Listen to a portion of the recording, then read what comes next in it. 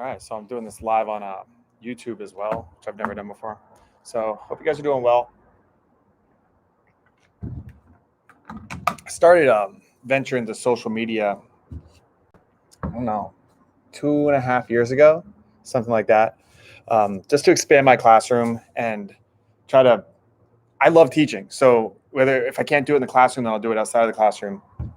And then I started seeing things that I just thought needed more attention, and I started to see the lack of curiosity in people and things like that. So I said, like, well, let's model what could better education look like, and I'll just use social media to do that. So I said I'm going to do like a Q&A. So I'll take any like questions or something like that. I also put it out there, and people gave me questions that I'm going to read, just see what they say. I don't know what they said, but so give me something to do, try and connect. And it's also a good thing for like me. Like I like martial arts and I like sparring. So I think to keep your brain sharp, it's good to always spar a little bit and to think about your ideas the best you can. You know, like as you're going through them, like think about like why you think what you think. And that's really, as much as you want to, I'll take this off. As much as you, I think Coleman Hughes said this, like as much as you want to try and argue for what the other side might be, you're never going to be as good as someone who is motivated to take you down. So that's something that I actively seek out, is people trying to say like, well, you are wrong, you are bad, this is a terrible idea. Those are the people that I think might have something of substance to highlight some of my blind spots. Unfortunately, a lot of times they don't, and I don't get those conversations. But I'm here just to answer any questions people have. I'll read some of these that people wrote. Advice on why it's not wise to use language like you have to call them out. Okay. Yeah. So the idea of like calling people out for like bad ideas, I would prefer, and this might sound corny and cliche, but I would prefer something like calling people in. And it's not my idea. I've heard this places. Most of the stuff that I'm talking about, I steal from people smarter than myself. But calling people in is essentially, you have a bad idea. Come on, let's talk about it. Sit down. If coffee's your thing, you have some coffee. If beer is your thing, you have a beer. Whatever it is, and you just like talk to the person. You try and figure out why. I am always fascinated with why people think what they think. So why do people think what they think? That's why I don't like calling out. Because how do you know that their idea is bad? Are you certain that their idea is bad? I just released a new podcast with Rod Graham on the nuance of critical race theory. I'm pretty vocal about being anti-critical race theory, but I actively sought out someone who can give me good arguments for why it has benefits. I think seeking that is a good thing to do. Okay, here's the next one. How do you feel about schools that won't shut down during the pandemic for federal funding? Oh, that's interesting. The shutdown one, I'm going to be doing an Instagram live with Brittany Caldwell, who's an awesome teacher that I met through social media. And this is the really tricky thing. If you shut down schools and you do Zoom, okay, there are a lot of students, around the country who don't have internet access, don't have good Wi-Fi, don't have a computer, don't have a tablet, are embarrassed by their environment. So they're, in this situation where they're talking to kids, and the other kids in their school are, looking at them, and then their background. If they live in like a place that they're embarrassed by, a small studio apartment that's really dirty or dingy or something like that, like that's embarrassing. So not having kids go to school is not easy. And I don't teach in a highly like at-risk areas anymore. I still talk to a lot of teachers who do. And they might have like, maybe of a class of like 40 students, they might have 10 in their class. That means 30 kids are not getting any kind of education or anything like that. Is that better than sending them to school and possibly risk them getting COVID? I don't know. But I don't have the answers. I just like looking for the nuance and complexities of this. Then we'll have to make a decision. And I don't know what the right decision is about should schools go in or not. I think it's a local decision, and it's up to the parents to decide. And I think there should be reasons why you should keep your kid home. If it's like you have a reason, then you should be able to keep your kid home. If someone at risk in the family or something like that. If you don't, you want to send your kid to school, I think that should be an option. But teachers need to be in on those conversations too. So I don't know. I feel like a lot of these are just going to be me saying, I don't know. Why do we spend so much more on special ed when other normal kids need money? So special ed is an interesting thing. This is something that I've talked briefly with Eric Weinstein about. And I've heard him talk about a lot as well, is special needs kids. That's a weird label for them. Because yeah, they do have special needs, but just their brains work differently than normal kids. And that might be a really good thing. So I don't know if special ed is done the way it always should be in schools, but I think it is extremely valuable.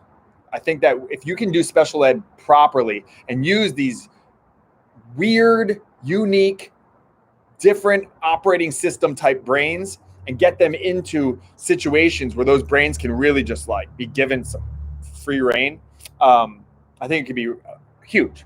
You know, a lot of the most brilliant innovators that we've had in human history, I mean, but definitely American history, have been, you know, a little bit like whatever on the spectrum, a little bit like goofy, a little bit weird. And I think that's a valuable thing. So I think we should be investing in special ed programs for sure. Where did you find this drive to question things and try to prove yourself wrong? I was proven wrong is what happened. I was proven wrong, and that throws your world upside down. And then you go, oh man, if I'm wrong about this, then I might be wrong about a lot of things. And I think that's so valuable. Like how you do something is how you do everything. I talked about, I do this thing in my class where I do a process project. They have to pick some sort of skill. So it could be like juggling. It could be playing the harmonica. It really doesn't matter. Okay. It's better if it's measurable. So it's better if it's like running a mile or something like that, flexibility. But if you can be bad at something, work hard, fail a lot, and then get good at that thing, it makes you think that maybe that's possible. I've talked before on my podcast with a lot of jiu-jitsu black belts that there are 130-pound jiu-jitsu black belts that you put them in a room with, a 240-pound football player, and you think, who is going to win this fight? And then the jiu-jitsu black belt just handedly wins it. It's like, oh my gosh, what else might be possible? I was 100% certain that this is the way it was going to go, and it didn't. So when that happened for me, it was politically. It was when I married into, I'm from like a very like white bread kind of background in Pennsylvania, and I married into a Filipino family, and the cultures were very different. So what I thought was right, unequivocally just right, turned out not to be. And it wasn't that it was wrong. It's just that there's more than one way to be right. And that really threw me for a loop. And then I said, okay, what else might be? And then as I started questioning things, then more and more things started to be revealed that I don't know what right or wrong is, which led me into understanding moral foundations, Jonathan Haidt's work. And then it just became an avalanche effect. So that's how and now I just think it's a great way to become smart. Is just to be naturally just very curious. Ask a lot of questions. And then remember the answers. And you'll just start getting smarter and smarter and smarter and smarter and smarter. The lack of curiosity, I think, is a real problem for people's lack of intelligence and ability. Hopefully that was a good example for you. Which is your model country? America, if it's done properly. And I think that's why I like teaching civics. The actual scenario that changed for me was it was political. It was what Republicans were. I grew up with this idea that Republicans were greedy or selfish.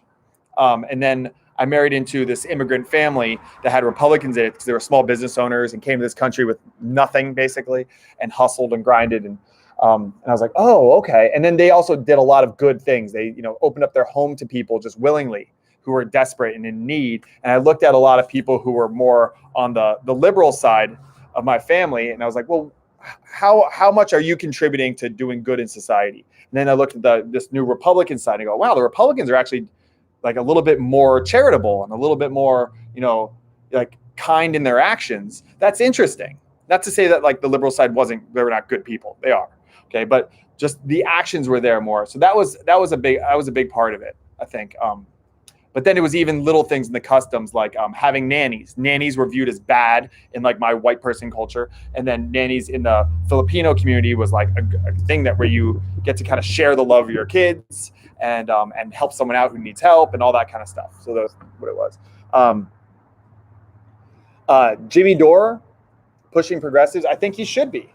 I mean, that's what Jimmy Dore is. He's a real progressive calling out elites, and no one's immune from that, and they shouldn't be. I think that's what he should be doing. We had the chance to hang out with Jimmy Dore a few times before he had this show, and he was just a stand-up comedian because I'm friends with a lot of stand-up comedians, and I really like what he's doing. I didn't see this like political side of him back then, but I like what he's doing a lot, even though I do disagree with him on things. Hey, what's going on, Eric? Will you ever have a notable leftist on? Maybe reach out to someone with a channel. Vaush? I don't know who Vaush is. Yes.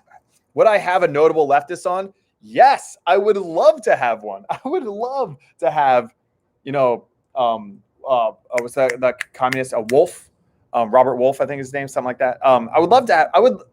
Here's the thing. The reason why I'm getting people that are anti critical race theory or pro Jordan Peterson or whatever it is, the intellectual dark web type crew, is that's who will talk to me. It's not like I'm unwilling. I would love to talk to people that I disagree with. I would love it. I reached out. Oh my gosh. I think maybe in the book I'll cover names and I'll release them. I have had so many email conversations with critical race theory professors begging them to come on my podcast. Just like I was so polite and they found every excuse in the book not to come on my podcast. I mean, it was crazy. It was like, you mispronounced my name on the phone. That shows your privilege and shows you aren't willing to have a conversation with me. I'm like, I'm so sorry I mispronounced your name. It wasn't like their name was Jane either. It was a complicated name. And then I corrected it and I said, I'm so sorry. Nope, I'm not going to come on. So it's not that I don't want to have someone from the, woke side on my show. I'm trying. I had Shelby Kretz, who does Little Justice Leaders, educational stuff. I just had Rod Graham on, and I wouldn't say he's a leftist at all, but he at least can argue for critical race theory. So I'm trying. Yeah. They don't want to talk in an uncontrolled environment. They want it to be controlled. And what I was trying to do actually was get James Lindsay on with a critical race theory professor and watch them interact. And that was just completely off the table. James would do it, but the critical race theory professors wouldn't. So if you know a critical race theory professor or someone who really believes in that, and they are willing to come on and talk to me, I'll do an Instagram live with them. I would love to. I'll bring them on my podcast. I would love to. It's not because I'm not trying. I promise. Yeah.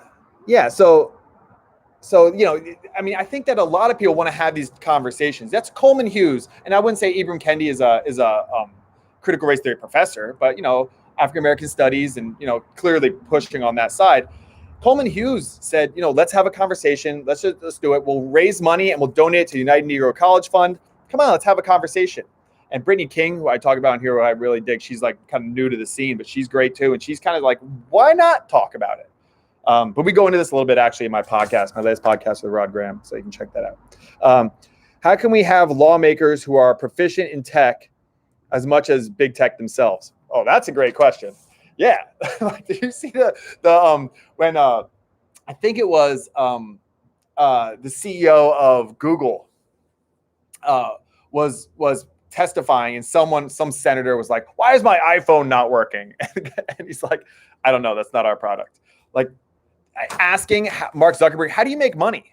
Like, they don't know. That's a real problem. That's one of the I think huge benefits of Andrew Yang being in politics would be he understands tech at least.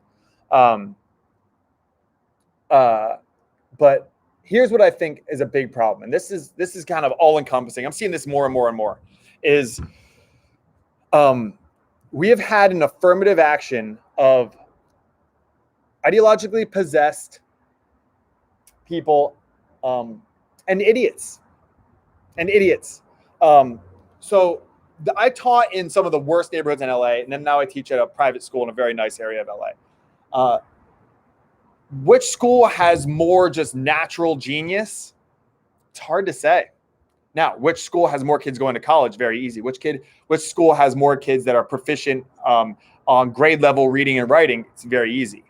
But here's the thing. The people who end up in Congress or in the Senate or in the state assembly, whatever it is, they're people who are well connected. They're people who have powerful positions, and their uncles run this company, and their parents were in politics or whatever it is. So what you're getting is these people. It's like, okay, like take this like back in the day.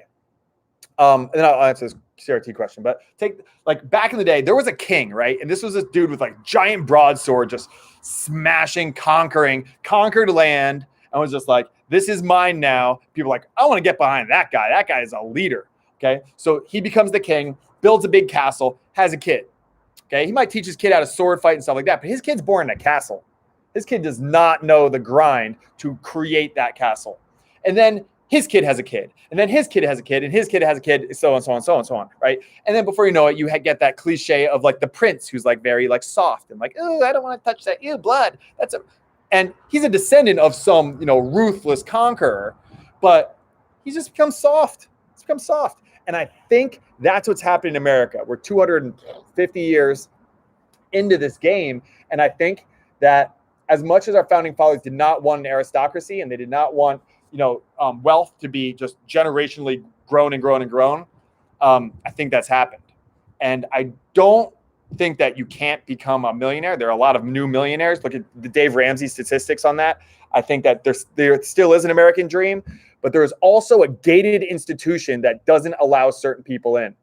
Great Gatsby, perfect example of this. Great Gatsby should be taught in schools because it's a perfect example. I think Great Gatsby should be a black dude. I think they shouldn't have used Leonardo DiCaprio. I think they should have used like a black guy from like a housing project trying to make it in mainstream, wealthy society and just not being welcome. Because that's the way I see Great Gatsby. But doesn't mean that you're not smart. It's just you'll never be a part of us. You're new money. And there is that idea of new money and old money. And I think it's old money that gets into the Senate, that gets into Congress. And they are just, all they care about is keep maintaining their comfort. So they have no idea what's going on. They're old, they're slow. And I think that's what's happening with tech. And that's why tech companies are just able to do whatever they really want. Okay, how do we constructively argue against critical race theory? Okay, so we have to be able to argue through a lot of different means. I think that part of it is going to be the way that you talk to these people.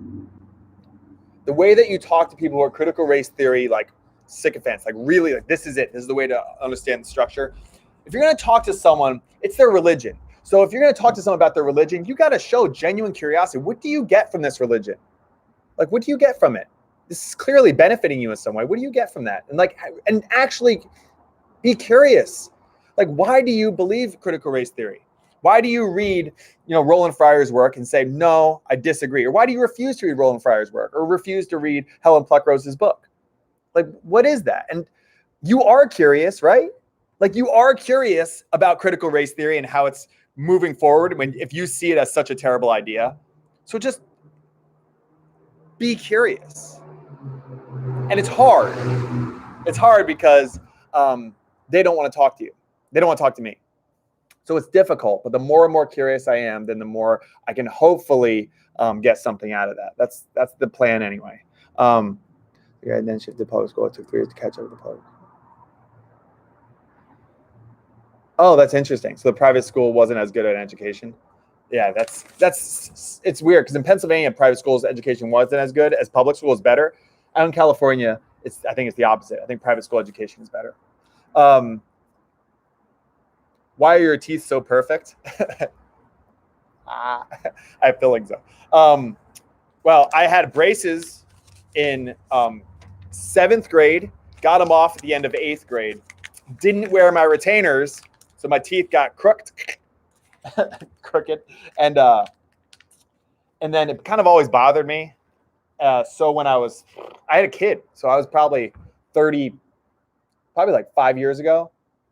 So yeah, I was like, 33 or something. I got Invisalign, and I wore Invisalign, for like a year. And then I still wear Invisalign retainers every night. Keep my teeth straight. I think, well, here's what it is. I think straight white teeth, my teeth aren't super white, but straight white teeth go a long way. Go a long way for like, appearance. If you have straight white teeth, I think that you can look really bummy and it still like kind of works. Like here's a good example. Nicki Minaj. If Nicki Minaj had like green crooked teeth, I don't know, maybe Nicki Minaj isn't your thing. You don't think she's beautiful or anything like that, but like she would look worse, like much worse. But she has really nice, probably like veneers. So she kind of like pulls off these kind of crazy looks and like, like ratchet looks and stuff like that because she has really nice, clean teeth. So I think teeth matter. So for me, like I look bummy a lot. I don't know what my hair is doing. I don't really pay attention to it. But I think having nice teeth helps. And I think clean sneakers sometimes help too. But I don't think about my appearance nearly as much as I probably should. But I have a wife who's really good at that stuff. So she helps me. Music used to be a major part of activism. Oh, like Creedence Clearwater Revival. Yeah. Why is there such a lack now? Or is there? Oh, okay. That's a good question. I think there is. I think it's showing up in hip hop a bit. I think I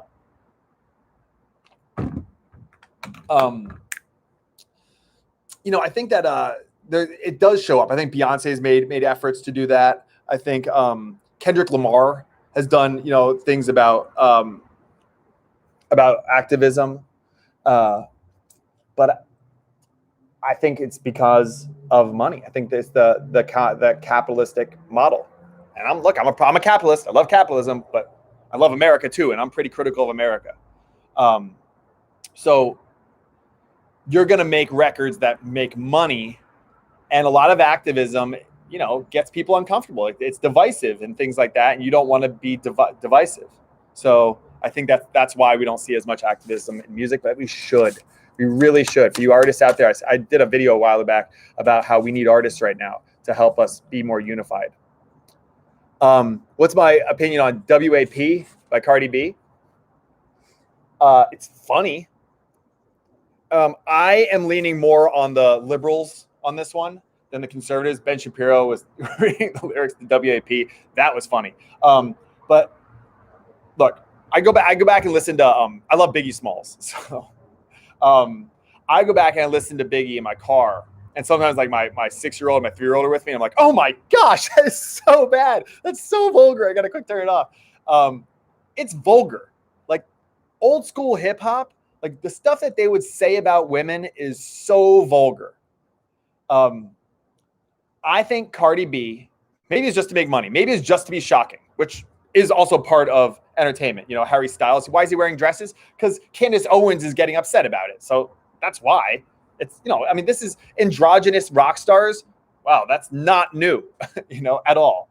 But I think Cardi B, I think it's partially just like, I'm going to be vulgar so I get a lot of attention, which she did also by people like Candace Owens, the button-up shirts. Oh, I am offended by this, like all that stuff. But I also think it is empowering. It's this concept of like, you can't sexualize me. You can't belittle me. Whatever you think you're going to do, like male hip hop artists, whatever you think you want to do to me or you can do to me, I can do 10 times more to myself, and I'm going to flip the script. I think there is an element of women's empowerment in WAP. You can disagree with me, but I think that there's an element of it's like taking it back. Oh, you're going to stick this here and do all these horrible, what's the word? Like not discriminatory, but like, I don't know. I forget the word, but like degrading things. I can degrade myself worse than you. So bring it.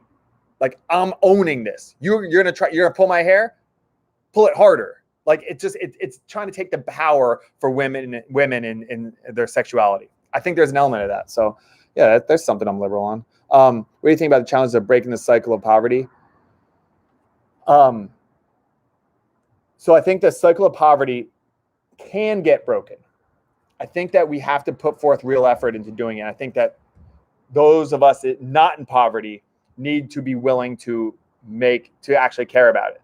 This typically doesn't happen until it affects us. So I teach U.S. history. In the Gilded Age, there was a lot of poverty from immigrants living in tenements and things like that. And it wasn't until Upton Sinclair's The Jungle, and they go, oh, this poverty is tainting your food. Oh, it wasn't until Jacob Riis, How the Other Half Lives, to go, oh, this is happening in my neighborhood. I think that's what has to happen. We can rebuild cities in Iraq, Halliburton and stuff like that. Why can't we rebuild Baltimore or Detroit? We can. It's why democratic socialism isn't a terrible idea top to bottom. There are elements of that are true. There are elements of that we need to find some way to get the balance back. And I know people personally who have so much wealth, they don't know what to do with it. It just sits there. They don't really know. They can just buy things and they're freaking miserable. Like, here's an idea, okay? There are people who need monetary help. They need actual help. There's a lot of poverty, right? And then there's people who have wealth that are freaking miserable, that don't have meaning and purpose in their life. They don't have a reason to get out of bed every day. They pop their Xanax. They just, get in their Range Rover, go out to lunch. They're just miserable. They need meaning. They need wealth. They have wealth. Helping them gives you meaning. Boom, boom. Now you can... It's possible. It's possible. I don't know what this will look like. That's why I have ideas, and I'm going to put them off to you guys, put them out on the internet, give them my class, and then hopefully there's something. I think there's something to that of an idea. Genes play a role in wealth inequality. Yes, I do. I think that, I think IQ matters. I think it's if you have a below, I believe it's an 83 IQ, something along those lines. It's you have a tough time putting together furniture from IKEA. So the bootstraps argument of just work hard. Candace Owens I came from a poor black neighborhood and I just worked hard. Or Larry Elder or something. It's yeah, you're smart. Now Candace Owens is ideologically possessed, in my opinion. That's why she doesn't believe in climate change and stuff. She's not dumb. She's not. Larry Elder, not dumb. Okay, Thomas Sowell, a lot of these black conservatives, they're not dumb. They're very smart. So they have above an 85 IQ. They can go out and hustle and stuff like that. Now, black, white, and otherwise, there are a lot of people who don't have a very high IQ. What do you do for them? They need something to do. And there is a lot to do. But you got to be a little patient. You got to set up programs for people to do some, more simple jobs. Give them meaning and purpose in their life. Communities do it. If you're in a tight-knit, Filipino community or a Jewish community or something like that, and someone has a low IQ special needs person in the community, you find a job for them. You give them something to do. You give them some meaning in their life. So that can work. We just need communities back. That's what America was established on. It wasn't the government running things. It was little communities and churches and stuff. And you find jobs for people and you look out for one another. There's a doctor in that community, and if you can't afford your health care, that doctor is going to take care of you because you look out for one another. We've lost our communities. And certain communities have an abundance of doctors and lawyers and things like that, and other communities are at a real loss of that. So we need people. What happens is, when I taught in tough areas of LA, what would happen is some of the kids would keep their nose clean, just get their butt kicked day in and day out. But they stayed in school, did what they were supposed to do, didn't get anyone pregnant, didn't get arrested, all that stuff. And then they got out, went to college, and they were like, I'm gone. They looked at East LA fuck you, East LA. I am out. You have been bad to me. I'm going. I'm like OJ going to Brentwood. I'm getting out of this thing. Pardon my language. But what you need is kids to get out of those neighborhoods, become doctors, lawyers, etc., bankers, get back in. But why would they do that? Yeah, the brain drain. Nipsey Hussle tried and he was killed. So that's really sad. But that's something that we need to promote. And I'm where does that stand? Is that progressive or is that conservative? So that's where I'm at this thing where I don't know, try and box me as am I conservative or am I progressive? I don't know. That's what I'm for. And for programs that are going to get that to happen. Is it possible to raise IQs? Yeah, I believe you can. I'm not an expert on IQs. I've listened to a lot of Jordan Peterson stuff on IQs and Charles Murray stuff. I've read. So yeah, you can. Um, yeah, Jordan Peterson's the best, right? Most billionaires don't spend their money that much, from what it feels like. They invest it. They invest it in different kinds of innovations and stuff like that. I'm not anti-billionaires. I don't agree that billionaires shouldn't exist. Some people are. You want to be a billionaire because they're great, innovative minds. That do amazing things. Anti-porn feminists. I don't know. I mean, I don't know. Pornography is an interesting thing. I don't know about anti-porn feminists or pro-porn feminists. I think pornography is probably not good for society, especially right now. It's gotten to a point where this is, again, where I guess, is this conservative? I guess I'm conservative on this. I think pornography probably isn't good. I listened to a Tim Ferriss podcast a while ago of the top sex worker. She was a prostitute in Vegas, and she was very anti-porn, and she's pro-prostitution because she said, at least it's a person. Like, it's a person. You have to actually, even if you're with a prostitute, like if it's legal and everything like that, like she's like, guys still want you to like them. Where if you're just dealing with a screen, pornography is so ubiquitous now. It's everywhere. When I was in 8th grade, like we would have like a lookout at the bookstore, and then one kid would like grab a Playboy, and they would be like, oh my gosh, a boob. Like it was like a huge operation. Like that's gone. Kids could just, type in boobs into Google. It's so easy. But pornography it becomes just it's all about self-serving, and sex should be something that's shared, right? I mean, Esther Perel is a great person for sex stuff. And she said that sex ed is taught like plumbing, but it's not. Like, it shouldn't be sex ed, it should be relationship ed.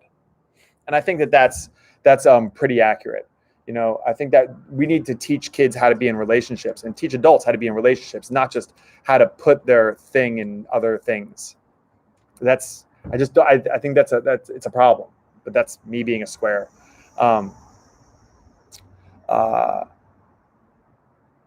Hedonism is a dangerous lifestyle. That's why, happiness is your goal is a bad goal. And that's another Jordan Peterson concept. But like, happiness can come in the form of a pill.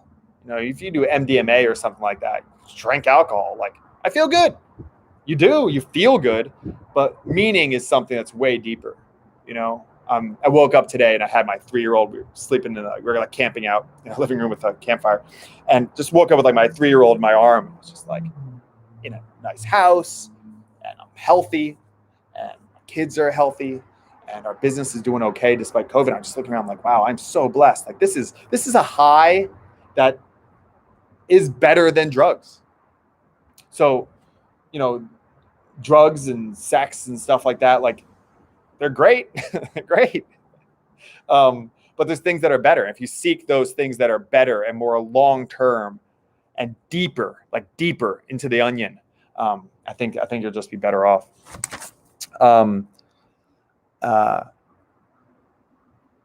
Guys get erectile dysfunction from porn. I believe that. Yeah, because you're looking at like a perfect model body day in and day out, and then you see your spouse or the kind of girl that you could get dating or something like that, and then you're like, oh, she's not perfect.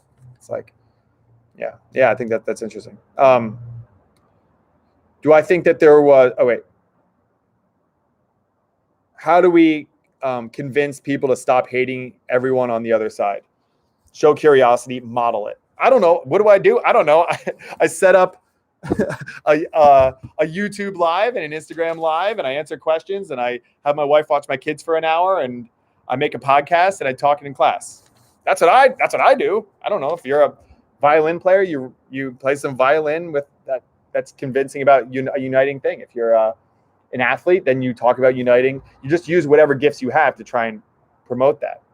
I mean, that's what I'm doing. So I guess. Do I think that there was any election interference in any of the key swing states? Yeah, probably. Like, look, when we're talking about election fraud, can't these be true? Can it be true that, yes, there was probably election fraud and there probably wasn't enough to overturn the election? Like, why isn't that reasonable? Like, was there zero election fraud? Zero. Not one deceased person, passed away right before the ballot. They were able to cast their ballot, and their spouse said, oh, okay, I'm going to fill in this bubble for him because I knew what he wanted. That's election fraud. Tell me that didn't happen once. There wasn't one time that a mailman saw a Trump sign or a Biden sign and said like, oh, that's not my guy, crumbled it up. Not one. Yeah, it probably happened. I think most elections have some voter fraud. Okay. So we can dive into that. And I think Trump's side is going to. But they wouldn't have if there was voter fraud on the Biden side. Biden side would. So, yeah, this is politics as usual. Politics as usual. Good Jay-Z song. Yes, but I don't think it's enough to overturn the election. So you got to move on at some point. I mean, the Electoral College voted. So we move on. You take the L. It sucks taking an L. Okay? That's why you should get involved in things where you take an L a lot. That's why I love jiu-jitsu, because no one gets good at jiu-jitsu right away. Okay? Even like guys that I know that are like super stud, 4-year black belts, like, John Blank or someone like that, like they lose. They've lost, when they were starting out. Someone's bumping their bass. Do you think, oh no, who did I vote for? I voted for a third party. I voted for a third party candidate that won't win is who I voted for. So yeah, that's it. Do I think the left proactively tries to justify conventionally immoral things? Yes. And so does the right. But I think it's the extremes. I think people are ideologically possessed. I think they try to justify immoral things because I've talked about evil. It's one of my recent posts was like, are you evil? That's the question, is like, it's ideological evil. You can be evil against evil. So yes, I think that the left does that. I think that the right does that. I think that they say, okay, well, these are bad. Is the left more extreme? Probably. But just for right now in this moment because of Trump, because Trump is just very, kind of unusual. But I think that the extreme right could be coming, and that's a fear. So yes, I think it's possible. Oh, thanks, man. Thank you. It's been yeah, no, I know. I think that there was some voter fraud. I do. And if you say like, well, you're crazy, you're a conspiracy theorist. Was it zero? Well, no, not zero. Okay. So if there's one case of an elderly lady, not filling it out, but her, she died and her husband filled it out for her or something like that. That's voter fraud. Yeah, that happened. Yeah, extreme right. I'm worried about that. Have you ever seen someone successfully be walked back from the extreme, left or right? Yes, I have. That's part of why I'm doing this. Yes, people have. There's a lot of examples. Megan Phelps Roper is a great example. She's been on Sam Harris podcast. I reached out to her a few times. I would love to have her on my podcast. She was part of the Westboro Baptist Church. That is an extreme cult, right-wing Christian ideology. And she left it. Yes. Yeah. People can come back from crazy in-depth things. I did 2 podcasts with Daryl Davis. Okay. So talking about KKK members, grand dragons of the KKK, giving him their robes and saying, I don't want this anymore. So if they can do it, yes, then for sure, Antifa, guys with, skinny dudes with neck tattoos and Black Lives Matter shirts throwing things at, black women with Trump hats, they can come back to. They can. But you got to talk to them. You got to look at, how did Megan Phelps Roper get out? People talked to her. How did the Grand Dragons come out? Because Daryl Davis talked to them. Not just judging. You talk to them. You become friends with them. You understand why. There's reasons why people think bad things. I think bad things because of certain reasons, and I'm trying to always expose those so I have good ideas. But I've been in this for a while now. I mean, years and years. People aren't, and they resist it. So you gotta talk to them in a way that they'll listen, and it takes some patience. And you want to just say, you're an idiot. They've been hearing that their whole life. Okay, you're a bad person, KKK guy. Daryl Davis could have. He could have, the first time he sat down with him, he could have said, KKK, screw you, you suck, you bigot, you're the worst, and walk away. But instead he goes, interesting, let's talk about this. Why? Why do you hate me? Why? Because of this? Like, Okay, Westboro Baptist Church. Well, they would say that they are right-wing or Christian. So at some point, you got to say, people choose to identify a certain way. We should probably acknowledge that. That's all I'm saying. I wouldn't say that they're Christian at all. Agreed. What about the people who have been dead for ages? I don't know what you mean. If they're dead, they probably aren't going to change their minds a whole lot. What's your stance on the government restricting access to things if not vaccinated with COVID vaccine? That's an interesting one. I am all for. I'm probably going to get the COVID vaccine. I don't know because I'm like at risk because I had a stroke before. It was like kind of fluky. They didn't know why. Dehydration, I think. So let's have transparency about what the risks are. Oh, it's a hummingbird. Let's have transparency. Here are the risks. Okay, just like anything.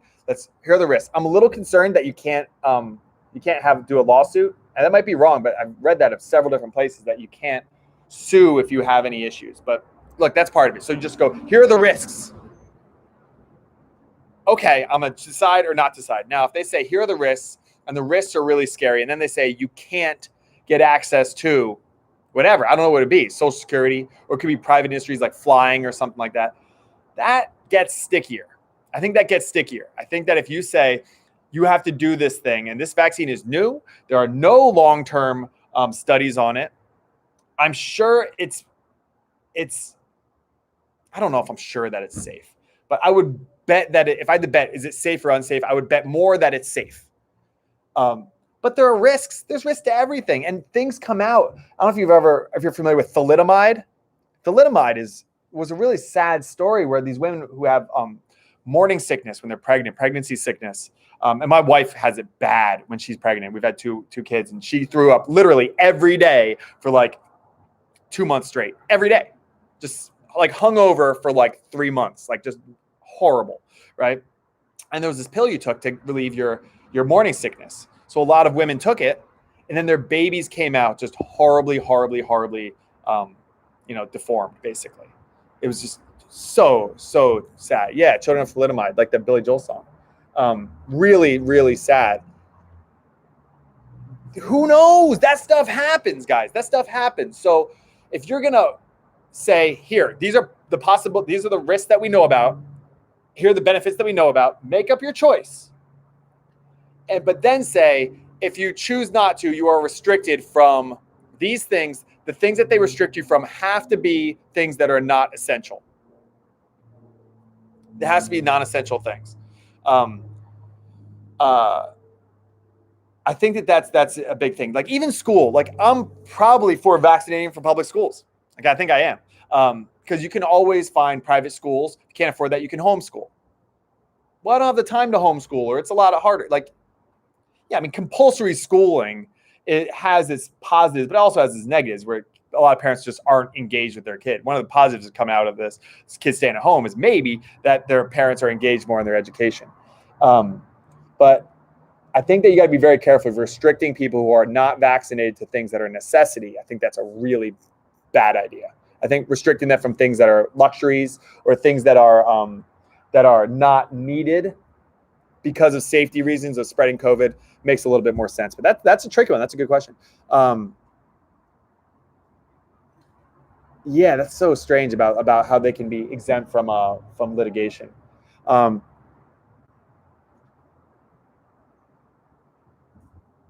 No, I didn't know that. Is that true? That someone says that Pfizer and Moderna they ditched most of their stock. The execs ditched their stock after completing the vaccine.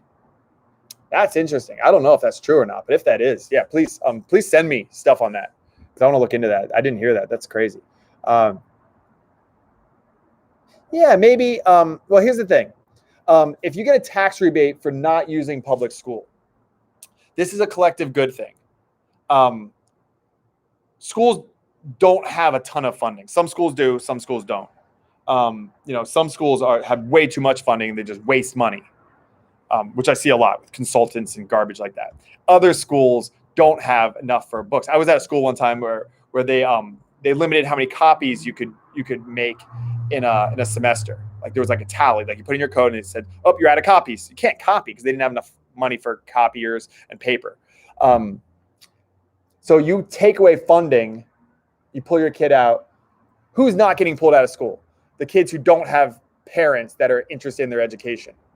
Okay. Now those kids are going to be stuck in public school with less funding, which means less good teachers, less supplies. That feels like something that's going to end up biting society in the butt. So you got to think about the general welfare. That's in the Constitution, right? Promote the general welfare. School is a tricky one. I'm trying to find a market model for school. That's why I'm doing this stuff on Instagram and YouTube and whatever. There is a market way to do schooling, but it's tough because your customers don't have money.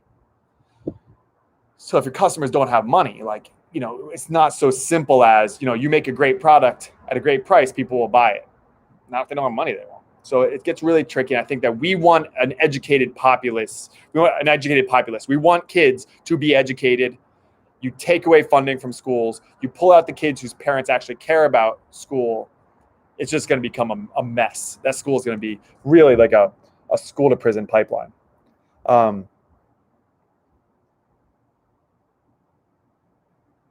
Oh, he's planning on stepping down anyway. If there were less kids going to school because their parents pulled them out, then there are less kids to get out the public funds. So it might balance out. Yes, it might. That's a good point. When I taught in like Glassell Park in like East LA, I had 48 kids per class. 48 kids. And a lot of these kids are kids from really tough backgrounds and kids with ankle bracelets on and pregnant girls and kids who need a lot of attention. 48. You pull out kids from public school, you get that number down to something manageable like 25 or 30. It's a big difference. So yeah, maybe it would balance out. Look, that's a great example. Is I was like, no, that's a bad idea to give tax vouchers. Then you're like, what about this very basic point? Good point. Maybe it's a good idea. I'll be convinced. I have like my beliefs and I'll try and defend them on here. And then I will switch as soon as a better idea comes along. I will do it. That's why we need economists. That's why we need, statisticians and things like that, and people to crunch these numbers and figure out what's the best. That's what we need. We need engineers. We need people that can actually do this work. That's all the questions I have. But I guess that's it. Any other questions or anything like that? I really appreciate you guys. I think this is kind of cool. I think I'm probably better suited for YouTube because it's like longer and it's like one of the reasons people get so angry with me on like the comment sections. They're like, well, let's just talk about in the comment section. It's like, I don't want to give you a soundbite or a talking point. Like I want to talk. I want to have nuance. I want to understand the complexity. You can't do that very well. Something in there. You can't do that very well without some time. And social media is not great for that. But I just I like Instagram. I like it being quicker, and I like the interaction. I get that more than on YouTube is tougher. So I have a YouTube channel. Please share it if you think there's something valuable there. I try to upload stuff, but I don't use it much. I don't have a lot of following interaction or anything like that. But I should probably focus on that a little bit more. I'm going to end my YouTube stream. Okay.